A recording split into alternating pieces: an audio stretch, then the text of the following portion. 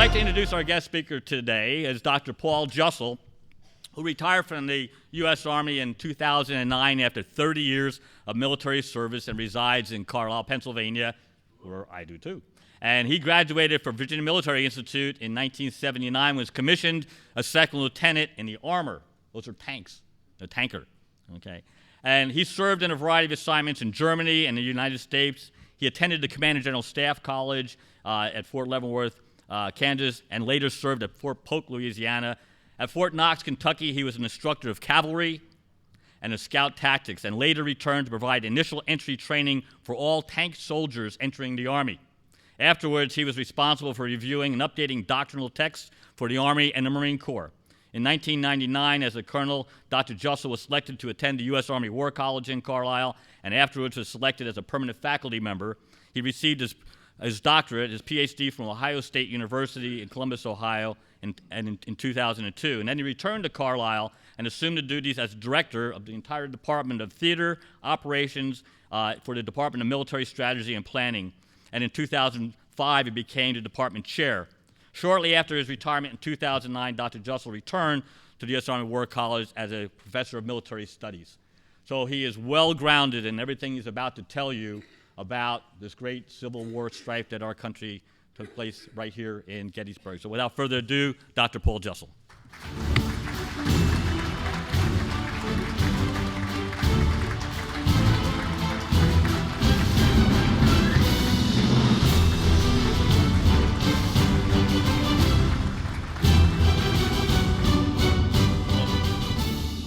That's very kind of you. Thank you very much, and I appreciate that. As Kevin said, I'm also a transplanted New Jerseyan.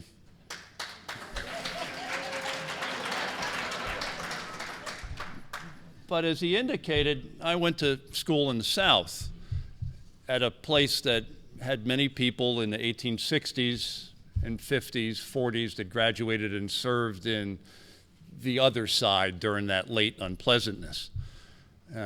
So when I was usually stopped by one of those fellows that had a very deep Southern accent and wanted to know where I was from, it took me a day or two to figure out I needed to say that I grew up in New Jersey, south of New York City. Then it was okay. Kevin asked me to come and talk about a few things tonight, this afternoon.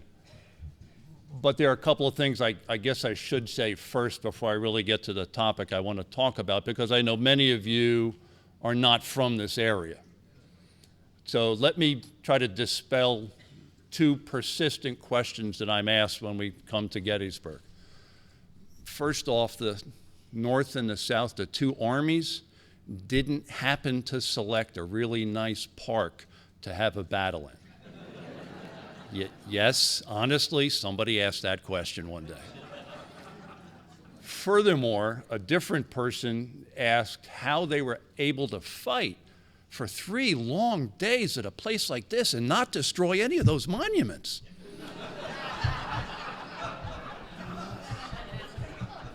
I really get concerned about our primary and secondary education when you get questions like that. So let me push on with what I wanted to talk about, because this is kind of important to us. You're not military, but many of the things that you do relate to the kinds of leadership things that senior leaders in the military have to wrestle with constantly. And I want to talk about a couple of those things here, 3 of them in particular this afternoon. You know, war is a terrible thing. War is not something you ever want to blunder into. But because that happens, because our history, frankly, the world's history is full of the history of conflict, peace is truly the anomaly, that maybe we ought to spend some time and think about it, and think about why and how. And because people lead all the soldiers and sailors, airmen and Marines that go and do these things around the world, maybe we ought to study them as well. Maybe we ought to learn about what they thought, how they planned, how they issued orders, and some of the things that they did to lead very large organizations. Some of you, I'm willing to bet, lead large organizations as well. And so when you think about things you have to do, you're going to find the similarity pretty remarkable.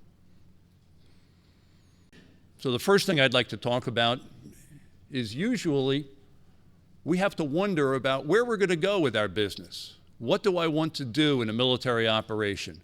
What is the vision and the purpose that we want to do? And how do you establish that? How do you communicate that? How do you get everyone to understand what you want to do? And certainly in a professional world, business world, or the military, you're very concerned about how you're going to do that. So let me talk about this man. This is George Gordon Meade, the commander of the Union Army of the Potomac. He'll take command on the 28th of June, rather unexpectedly, and he's faced with a situation. Now, he's not aware the fight is going to start in 3 days, but he's very concerned about the environment he's in. And he'll do something unusual a day after he takes command.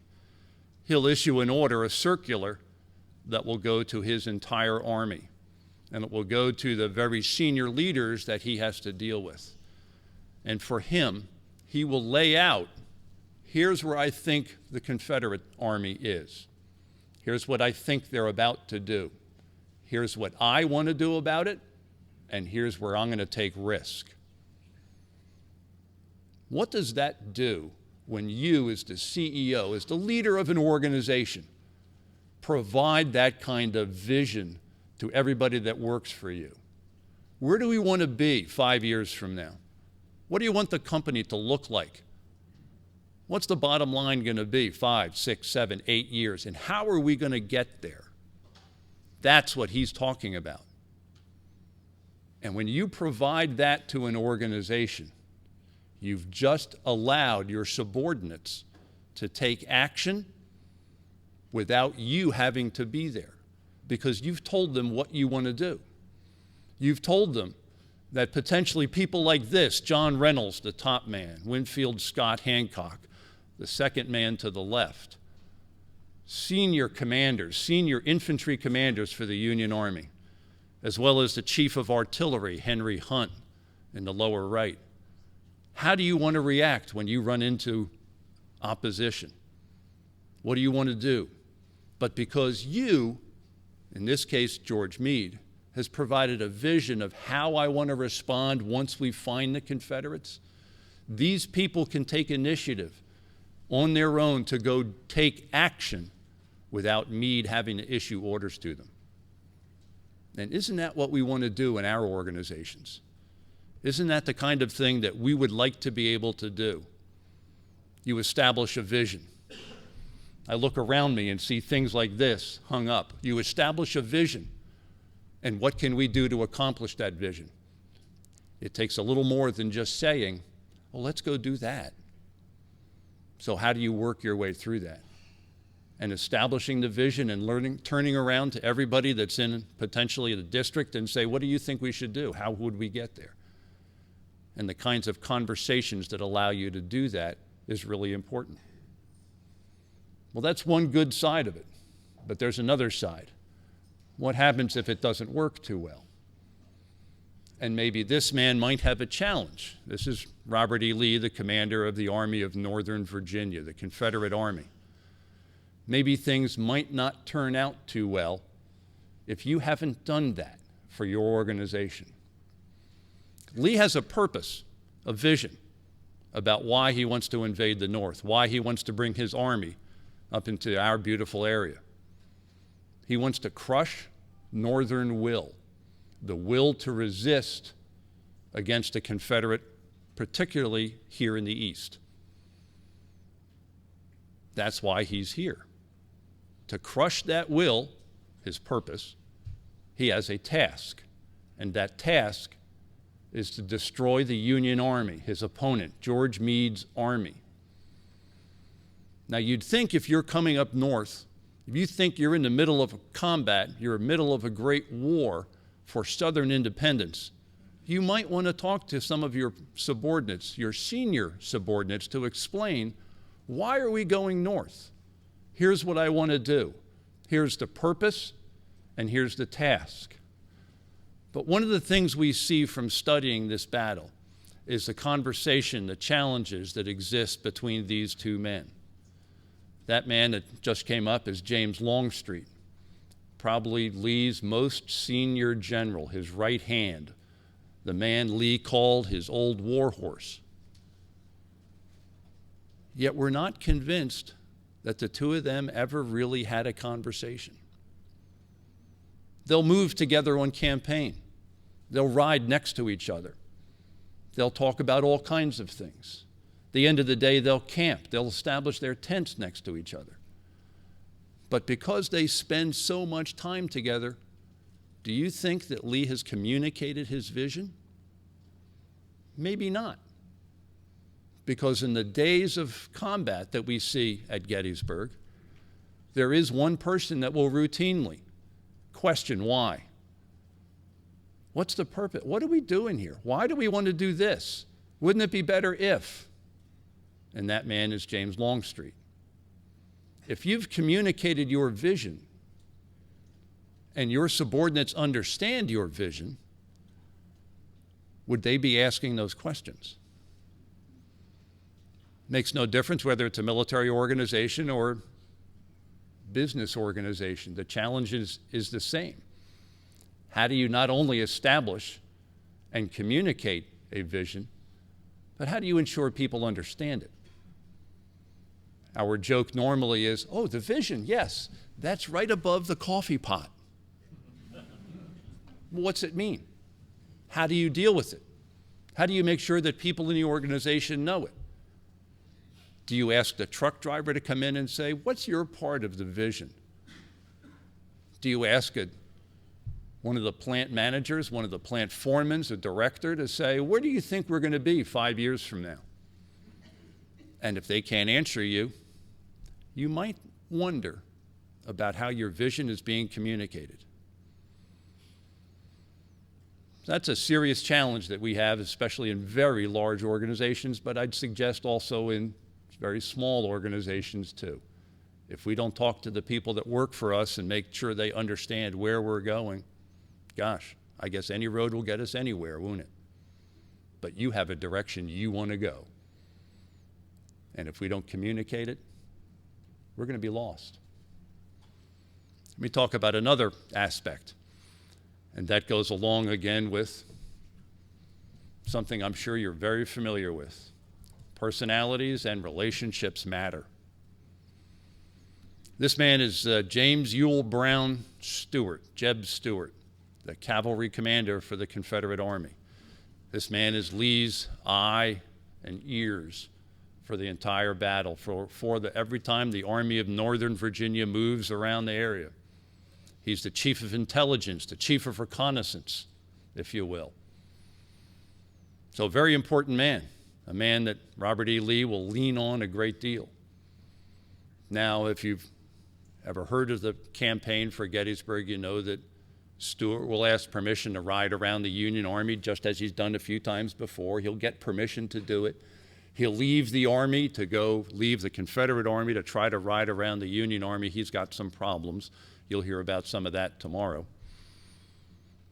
But the question then becomes, if I am so valuable to General Lee, I'm his eyes and ears, chief of intelligence, and I leave, who did I put in my place to perform my duties for the general? You've got someone that's extremely important to you. You know, maybe that trusted person in your organization. Every time there's a challenge, you turn to that person to help out. But for some reason, he's not there. Now what? Who do you turn to next? Who are those other people that you can lean on?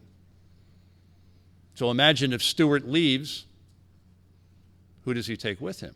He takes some of his best brigadiers, some of his best subordinates with him. Who's he left behind? Well, he's left behind a few people, but two of them have been with the Army for a good number of months and have fought with the Confederate Army against the Union Army several times. So these are not unknown people to General Lee. Top man to the right of General Stewart is named Beverly Robertson. Where is Beverly Robertson during the fight? He's not with the Army. What? What do you mean he's not with the Army? Isn't that a man that Lee trusts? Well, yes, that's probably true. Lee has some high regard for Robertson. Stewart does not. Does Lee understand that? Does Lee know that Robertson and Stewart have fallen out over a woman? In the pre-war times, Beverly Robertson fell in love with the daughter of the post commander at the cavalry barracks at Carlisle, just up the road. Her name is Flora Cook. Robertson will propose to her, she'll accept, and Robertson will be posted away from Carlisle, way out west with his regiment. And then guess who shows up at Carlisle? Guess what happens? She'll break the engagement with Robertson and marry Stewart.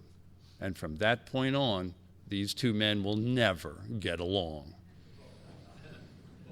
If there's an opportunity for glory to be had, because Stewart's the commander of all the cavalry in the Army of Northern Virginia, guess who he makes sure is far from that glory?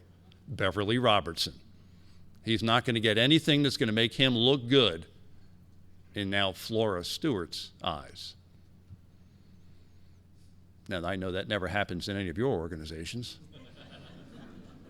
No one ever has personality conflicts, and so I can only go back into history to find these things. They don't exist anymore. But how about the other man there, William Jones? Fascinating study of a man, very focused on his tasks. If we think of a Hollywood Confederate cavalryman, that's Jeb Stuart.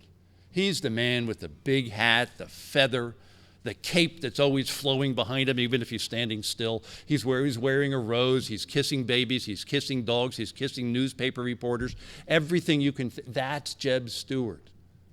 180 out from him is Jones. Now, there's a particular thing to understand about General Jones.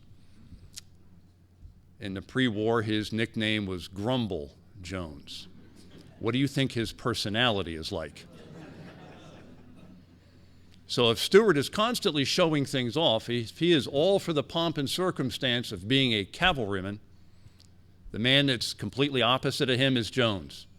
Anything that takes away and taxes my troopers, my horses, my equipment is a waste of time. All the troopers and the horses and the equipment should be focused on our purpose. Find the Union, fight the Union, and that's it, period. So where do you think you'll find General Jones during the campaign?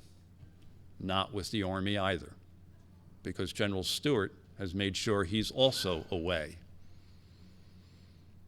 So what am I saying here? What am I telling you? Is it possible that as senior leaders, that one of our subordinates might take action and really disrupt your vision because of personalities? Again, does that ever happen? Or do we only find that in history? Is this the kind of thing that maybe we ought to understand who's who in the zoo, as a friend of mine would say? You might want to understand some of the people that work in the organization well below you, just to ensure that personalities are not interfering with day-to-day business. And how will you know that as a senior leader? Unless you get out and walk around and ask and see and look, you'll never know. Who are the trusted people you turn to help you? Who are those people in the organization that you can always go to ask, okay, tell me what's really going on? We had one group here at Gettysburg that we took around the battlefield. It was a CEO and a few of her very senior executives. And we were relating this vignette to her, and she gave us a very interesting one back. Said the company was doing very well. She had a great rapport, she thought, with everybody. Made some new hires within the company. And within a few weeks after those new hires, noticed that And people weren't talking to her. They were actually like, she felt like they were avoiding her. She'd come down the hallway and people would suddenly disappear. And she grew a little concerned. Went to find somebody that she really trusted and asked that question, what's going on? Well, that person looked back at her, closed the door, sit down. You hired a new chief of staff not that long ago. Well, the chief, without letting you know those kinds of things, has been pretty hard on a lot of people, really unlike you. And frankly, everybody thinks it's you that's being hard, and the chief is only executing what you want done. Do personalities impact the effectiveness of an organization? You bet they do. And if we don't understand that, that might be an issue. So if you've not walked around lately, please go do so. The third thing I'd like to address here this afternoon relates to one of those very difficult subjects to talk about, incompetence. How do you deal with that person, especially a very senior person? George Meade has several direct reports to him, as we'd say in the business world. One of them is not a military-trained man, General Dan Sickles. Sickles is a politician, and I'm very glad we have no New Yorkers here because he's from the city. But he's a Democrat. You might remember that the president happens to be from the other party. But why is a Democrat in such a senior level position in the Union Army here in the East? It's because Dan Sickles supports the war and is a very politically connected Democrat, particularly in New York and New York City. Lincoln, for political reasons, needs that man's support. So he'll make sure that Sickles gets the right kind of job and he'll be able to get a little bit of glory out of the war. Because, frankly, from the political point of view, that helps, at least until the 1864 election. Sickles has no military training whatsoever. Do you think George Meade, as the Army commander, can fire that man? No. So what do you do with that person that you really don't trust? You can't get rid of him. And I mean no disrespect to anybody that this is true of, but if the president's son is in the company, or maybe his son-in-law or daughter are in the company, what do you do with them when you have to interact with those people and they have a very hard time making 2 and 2 equal 4? Sickles is that kind of person. He always thinks he knows better. He is the smartest man in the room. All you have to do is ask him and he'll let you know.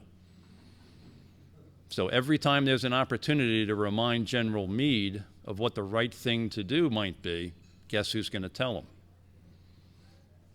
Here on the 2nd day of July, the 2nd day of the battle, Sickles will take some actions inconsistent with what Meade wants. Now, I find it very interesting because when General Meade finally comes down and has a conversation with General Sickles, we know the Civil War is very written about. Many people from all walks of life wrote about the war, and so there were a few people that were in the area when the Meade and Sickles conversation took place, and they didn't quite record it, I think, accurately. Knowing that Meade's nickname in the old Army was the snapping turtle, when a man like that is under a lot of pressure and one of his senior subordinates really disrupts operations, you can imagine, I suspect, the air turned blue, and it wasn't a pleasant conversation. In military parlance, we would call that a directed net conversation. I talk, you listen. How do you deal with a person like that? Because he's done everything to disrupt what you're trying to do, and you can't fire the guy. It's not nice to say fortunately, but fortunately, Sickles is wounded at the battle and will leave pretty quickly because of his wound. And I'm sure you can imagine he will not be invited back. How do you deal with that incompetence? Let me make it even better. General Lee is also faced with a challenge. This is his chief of artillery, a man named William Pendleton, graduate of the military academy in 1830. Been around for a few days. He stayed in the Army for about 3 years. He was an artilleryman. Had a wonderful couple of assignments, decided that this was really not for him. Resigned his commission in 1833, went to teach mathematics at a few colleges, but then had the calling, became an Episcopal minister. When the war started 30 years later, a little less than 30 years later, he volunteered, quickly rose in rank. He's now a brigadier general, a 1-star, and he is the chief of artillery for General Lee, and has been prior to this battle for a little over a year. Yet the one thing that Lee has a challenge with is that William Pendleton has gone beyond his abilities and is fighting too high up. He can't handle the tasks that have been assigned to him. Lee, being the kind of personality that he is, won't fire Pendleton. He'll just take away responsibilities. So things that William Pendleton may have been responsible for will be slowly taken away. So there's only one task that that man has responsibility for, and that is the ammunition resupply for all of the Army's artillery. Seems like a pretty simple thing. Doesn't seem too challenging. All you have to do is make sure the ammunition wagons are close enough to the front that when we need resupply, everyone can find them. Well, as you'll hear about tomorrow, July 3rd, there's a tremendous bombardment about 1 o'clock in the afternoon in preparation for the big infantry assault that will break the Union line. And as the artillery bombardment is ongoing, one of the men responsible will start looking for the resupply of ammunition. He can't find it because one man has decided that it's too close to the front. We should move it away, like maybe a mile away, and not ask anybody or tell anybody or leave anyone behind to guide people looking. What do you do with a man like that? That's Lee's challenge.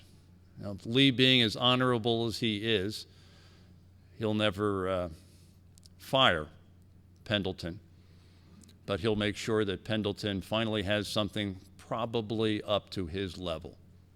Please go inspect the other artillery organizations in the other armies. Just come back next year, and someone else will become the chief of artillery. What do you do with a person like that? They are all out there. What do you do with a person that you personally like, has done wonderful things for you? And as you've brought him along with you, you realize that they're not up to the tasks you're asking. How difficult is that, to look them in the eye and say, despite my personal high regard for you, I have to let you go? As a senior leader, that's some of the most difficult things that we have to do. But for the good of the organization, that is something we have to do. Because invariably, that person will be at the right place at the wrong time, and there won't be any ammunition left, and you're going to be in big trouble. So when we think of leadership, we think of the kinds of things that we have to be concerned with, particularly in combat, but don't let me fool you, particularly in the kinds of things that we do every day. You're going to want to think about some very serious high-level things. This is a quote right before the battle starts.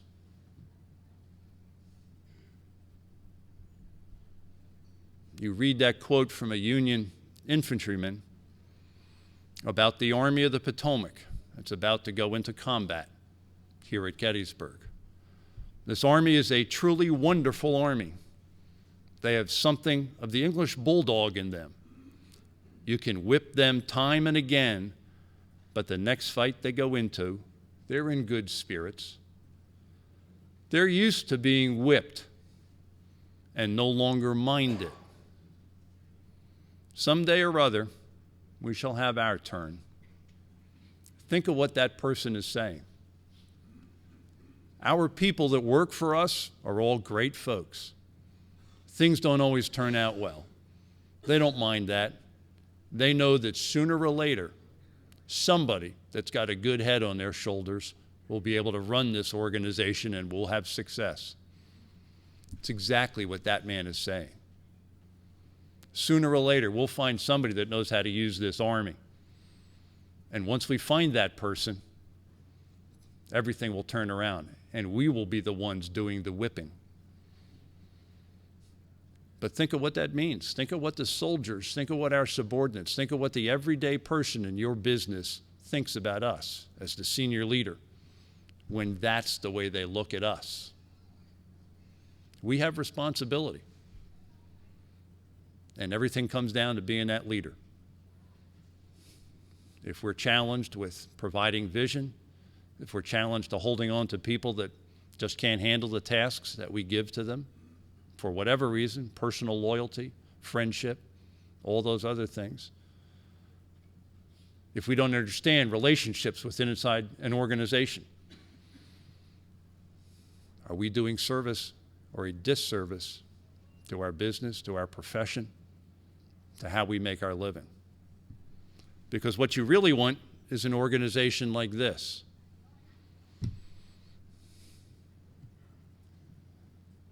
This is written by a man named Edward Porter Alexander, who is Longstreet's chief of artillery in the post-war time. And he'll write that we looked forward to victory under General Lee as confidently as to successive sunrises. Isn't that the organization you want to have? As readily as the sun coming up tomorrow, we'll be successful. As readily as the sun comes up, we'll get the contract. We'll win the bid. We'll do what we were asked to do. Production will increase. We'll make our goals. Isn't that the organization we want? I've been in one of those organizations, and it's really great. The feeling of esprit, of morale is absolutely fabulous. And what's it boiled down to? It boils down to us as the senior leader in that organization. So we have work to do. None of this is easy. None of this is meant to happen overnight. And it takes more than a typical 8-hour day. But that's our responsibility as senior leaders. Because if we don't do it, no one else will. And you will be looking for something else. Now, of course, I'd go on and on and on. Gettysburg is a fascinating study in senior leadership. We won't look like this when it's over tomorrow. But I suspect there'll be some people who'll be very happy that they've done the wander around the battlefield with a couple of folks that know the battle, and talk to you tomorrow about some of the very senior leader aspects of it, because they'll ring true. I'm willing to bet you know people that I've been talking about. I bet you've been in that situation. I'll bet you've had to handle some of those challenges. And it's no different whether it's a military organization, private organization, business, private volunteer organization. All these challenges ring true. So, let me be finished, and we can move on to the next thing on the schedule. Thank you very much for your attention.